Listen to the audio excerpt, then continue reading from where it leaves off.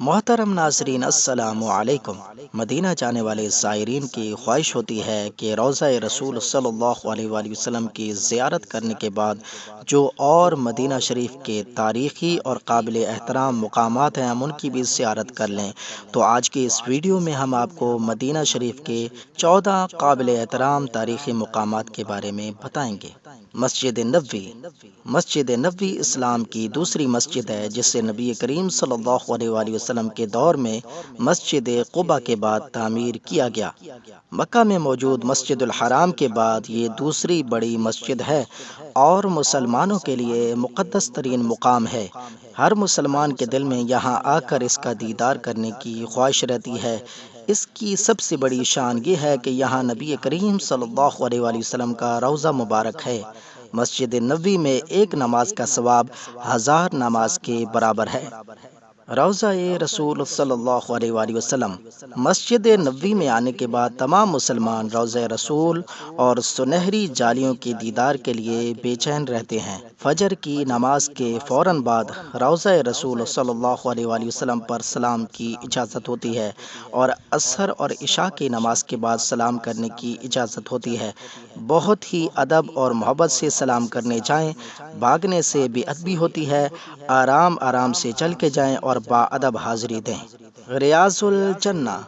مسجد نبوی کا وہ حصہ جو باقی سب حصوں سے زیادہ ممتاز ہے، یہ حصہ روضہ رسول صلی اللہ علیہ وآلہ وسلم اور منبر رسول صلی اللہ علیہ وآلہ وسلم کے درمیان میں واقع ہے۔ اس حصے کو نبی کریم صلی اللہ علیہ وآلہ وسلم نے ریاض الجنہ کہا ہے۔ نبی کریم صلی اللہ علیہ وآلہ وسلم نے ریاض الجنہ کے بارے میں فرمایا، میرے گھر اور منبر کے درمیان والی جگہ جنت کے باغوں میں سے ایک باغ ہے، یعنی ریاض الجنہ جنت کا ایک ٹکڑا ہے جو اس دنیا میں اتارا گیا ہے اور قیامت کے دن یہ ٹکڑا واپس جنت میں اٹھا لیا جائے گا۔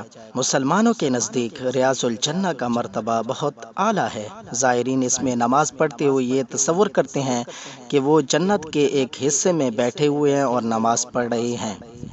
ریاض الجنہ روضہ رسول صلی اللہ علیہ وآلہ وسلم سے منبر تک 22 میٹر طویل اور 15 میٹر چوڑا ہے۔ اس حصے میں 8 ستون ہیں۔ اگر آپ پہلی مرتبہ مدینہ جا رہے ہیں تو مدینہ جانے سے 1-2 دن پہلے اپنا پرمٹ بنا لیں، کیونکہ نئے لوگوں کو پتہ نہیں ہوتا اور جب وہ مدینہ پہنچ جاتے ہیں تو رش کی وجہ سے پرمٹ نہیں بنتا۔ یاد رہے، پرمٹ کے بغیر ریاض الجنہ میں حاضری مشکل ہے۔ جنت البقیع۔ نبی کریم صلی اللہ علیہ وآلہ وسلم نے فرمایا، جنت البقیع کا قبرستان ایسے ہی روشن ہے جیسے سورج اور چاند زمین کو روشن کرتے ہیں۔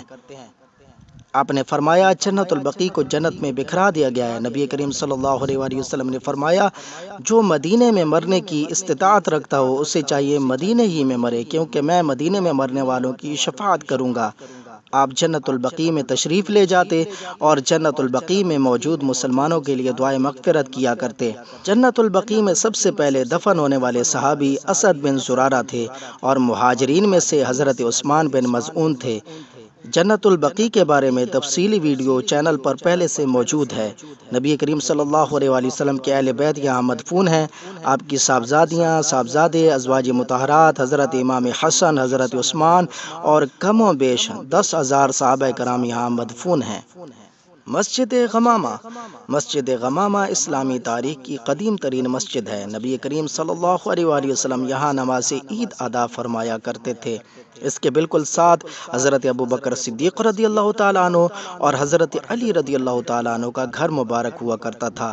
ایک مرتبہ کچھ صحابی نبی کریم صلی اللہ علیہ وآلہ وسلم کی خدمت میں حاضر ہوئے اور عرض کی کہ ہمارے علاقے میں بارش کے لیے دعا کریں۔ نبی کریم صلی اللہ علیہ وآلہ وسلم نے اسی مسجد میں بارش کے لیے دعا فرمائی اور 7 روز تک بارش ہوتی رہی۔ پھر وہ صحابہ دوبارہ آئے کہ دعا کریں بارش رک جائے، تو نبی کریم صلی اللہ علیہ وآلہ وسلم نے اسی مسجد میں دعا فرمائی تو بارش رک گئی۔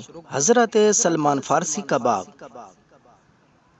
اس باغ کی نبی کریم صلی اللہ علیہ وآلہ وسلم سے خاص نسبت ہے۔ حضرت سلمان فارسی غلام تھے۔ آپ کے آقا نے آپ کو آزاد کرنے کی جو شرطیں رکھی تھیں وہ یہ تھیں کہ آپ کھجور کے 300 درخت لگائیں اور ہر درخت پر پھل آ جائے تو میں آپ کو آزاد کر دوں گا۔ آپ نے نبی کریم صلی اللہ علیہ وآلہ وسلم کو بتایا تو نبی کریم صلی اللہ علیہ وآلہ وسلم نے یہاں 300 درخت لگائے، جو آپ کا معجزہ ہے کہ بڑے بھی ہو گئے اور ان پر پھل بھی آ گئے۔ لہٰذا اس باغ کے عوض حضرت حضرت سلمان فارسی رضی اللہ تعالیٰ عنہ کو آزاد کروا لیا گیا۔ اسی وجہ سے یہ باغ حضرت سلمان فارسی کے باغ کے نام سے مشہور ہے۔ یہاں پر کھجوروں کے سٹال لگے ہوتے ہیں اور کھجوریں یہاں مناسب قیمت پر مل جاتی ہیں۔ جو لوگ یہاں زیارت کے لیے آتے ہیں وہ گھر کے لیے 20-30 کلو کھجوریں یہیں سے خرید کر لے کر جاتے ہیں۔ حضرت امام حسین رضی اللہ تعالی عنہ کی صاحبزادی کا گھر مبارک مسجد نبوی سے قریب 20 منٹ کا آپ پیدل سفر کریں تو اس زیارت پر آ سکتے ہیں۔ کافی لوگ ایسے ہیں جن کو اس پیاری زیارت کا پتہ نہیں ہے۔ یہ گھر حضرت فاطمہ بنت حسین رضی اللہ تعالیٰ عنہ کا ہے۔ حضرت فاطمہ امام حسین رضی اللہ تعالیٰ عنہ کی صاحبزادی تھیں۔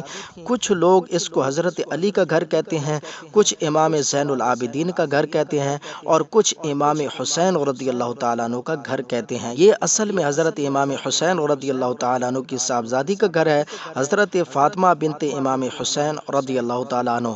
یہاں پر ایک کنواں موجود ہے جسے لوگ اس کی برکت کی وجہ سے بئر زمزم کہتے ہیں۔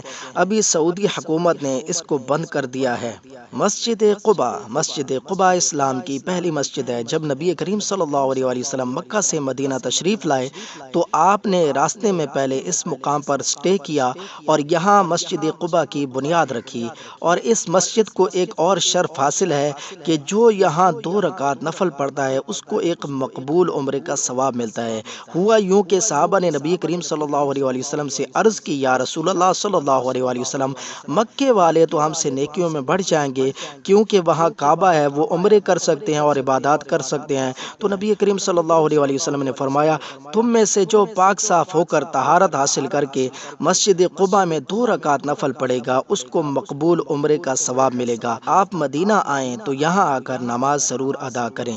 اور اب تو یہاں پیدل آنے والوں کے لیے سعودی حکومت نے مسجد نبوی سے مسجد قباء تک ایک ٹریک بھی بنا دیا ہے۔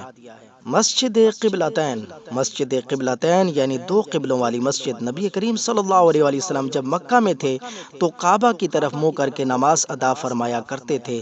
جب آپ مدینہ آئے تو اللہ تعالیٰ نے آپ کو بیت المقدس کی طرف منہ کر کے نماز پڑھنے کا حکم دیا، لہٰذا آپ بیت المقدس کی طرف منہ کر کے نماز پڑھتے، مگر آپ کے دل میں یہی خواہش تھی کہ آپ کعبہ کی طرف منہ کر کے نماز پڑھیں۔ ایک دن ظہر یا عصر کا وقت تھا کہ آپ نے نماز ہی کی حالت میں اپنا چہرہ مبارک بیت المقدس سے پھیر کر کعبہ شریف کی طرف کر دیا۔ اس دن ایک ہی نماز 2 قبلوں کی طرف منہ کر کے پڑھی گئی تھی، اس لیے اس مسجد کا نام قبلتین ہے۔ اس وقت سورہ بقرہ کی یہ آیت مبارکہ نازل ہوئی۔ ترجمہ: ہم دیکھ رہے ہیں بار بار آپ کا آسمان کی طرف منہ کرنا، تو ہم ضرور آپ کو پھیر دیں گے اس قبلے کی طرف جس میں آپ کی خوشی ہے، تو ابھی آپ پھیر دیجئے اپنا چہرہ مسجد حرام کی طرف۔ بئر روحہ۔ بئر روحہ اسلامی تاریخ میں بڑا مقام رکھتا ہے۔ نبی کریم صلی اللہ علیہ وآلہ وسلم جب صحابہ کے ساتھ بدر کی طرف جا رہے تھے تو اس کنویں سے پانی پینا چاہا، مگر اس کنویں کا پانی کڑوا تھا۔ نبی کریم صلی اللہ علیہ وآلہ وسلم نے اس کنویں میں اپنا لعاب دہن مبارک ڈالا تو پانی شہد سے بھی زیادہ میٹھا ہو گیا۔ نبی کریم صلی اللہ علیہ وآلہ وسلم جب بھی سفر سے واپس آتے یہاں قیام فرماتے اور اس کنویں کا پانی پیتے۔ ایک صحابی کے گردے میں درد تھا تو نبی کریم صلی اللہ علیہ وآلہ وسلم نے فرمایا، اس کنویں کا پانی پیو۔ صحابی نے پانی پیا تو ان کا گردہ ٹھیک ہو گیا۔ بئر روحہ کے ساتھ جو میدان ہے یہاں کے بارے میں نبی کریم صلی اللہ علیہ وآلہ وسلم کا ایک معجزہ بھی ہے کہ نبی کریم صلی اللہ علیہ وآلہ وسلم رفع حاجت کے لیے گئے تو آپ کو پردے کی جگہ نہ ملی، تو نبی کریم صلی اللہ علیہ وآلہ وسلم نے 3 کھجور کے درختوں کو فرمایا کہ میرے لیے پردے کا انتظام کرو، تو وہ تینوں درخت اکٹھے ہو گئے اور نبی کریم صلی اللہ علیہ وآلہ وسلم نے رفع حاجت کیا۔ مقام بدر۔ مقام بدر جہاں اسلام کا پہلا بڑا غزوہ بدر ہوا۔ اس غزوے میں مسلمانوں کی تعداد 313 تھی اور کفار کی تعداد مسلمانوں سے 3 گنا زیادہ تھی۔ جب جنگ کا وقت آیا تو ایک طرف کفار تھے اور ایک طرف 313 مسلمان۔ مسلمانوں نے فیصلہ کیا کہ ہم آگے نہیں بڑھیں گے، کفار حملے کے لیے آگے آئیں۔ ابو جہل نے خوشی سے حملہ کیا کہ ہم بہت زیادہ ہیں اور آگے صرف 313 ہیں۔ اس نے پوری طاقت سے حملہ کیا اور آگے ایک مسلمان 5 کافروں کو قتل کرتا گیا۔ کفار پیچھے ہٹے، پھر دوبارہ حملہ کیا تو مسلمانوں نے پھر ویسا ہی کیا۔ اب کفار ڈر کر پیچھے گئے تو مسلمانوں نے آگے بڑھ کر خود حملہ کر دیا۔ ابو جہل مارا گیا اور کفار ڈر کے بھاگ گئے۔ 313 مسلمانوں نے غزوہ فتح کر لیا۔ مقام احد، یہاں احد پہاڑ ہے اور 3 ہجری کو اسلام کا دوسرا بڑا غزوہ یہیں ہوا، جس میں 72 صحابہ کرام کی شہادت ہوئی اور حضرت امیر حمزہ رضی اللہ تعالیٰ عنہ بھی اسی غزوے میں شہید ہوئے۔ نبی کریم صلی اللہ علیہ وآلہ وسلم کے دندان مبارک بھی اسی غزوے میں شہید ہوئے۔ اس مقام کی تفصیلی ویڈیو اس چینل پر پہلے سے موجود ہے۔ جب صحابہ کرام کو دفنانے کے لیے جنت البقیع کی طرف لے جانے لگے تو احد پہاڑ رونے لگا۔ احد پہاڑ نے عرض کی، یا رسول اللہ صلی اللہ علیہ وآلہ وسلم، ان کو میرے دامن میں ہی دفنا دیا جائے۔ نبی کریم صلی اللہ علیہ وآلہ وسلم نے فرمایا، احد پہاڑ قیامت کے دن جنت کے دروازے پر جنتیوں کا استقبال کرے گا، اور احد پہاڑ مجھ سے محبت کرتا ہے اور میں اس سے محبت کرتا ہوں۔ مدینہ میوزیم، مسجد نبوی سے اگر آپ پیدل جائیں تو 5 یا 10 منٹ کے فاصلے پر مدینہ میوزیم موجود ہے، جس میں مدینہ کی تاریخ کی تمام پرانی چیزیں موجود ہیں۔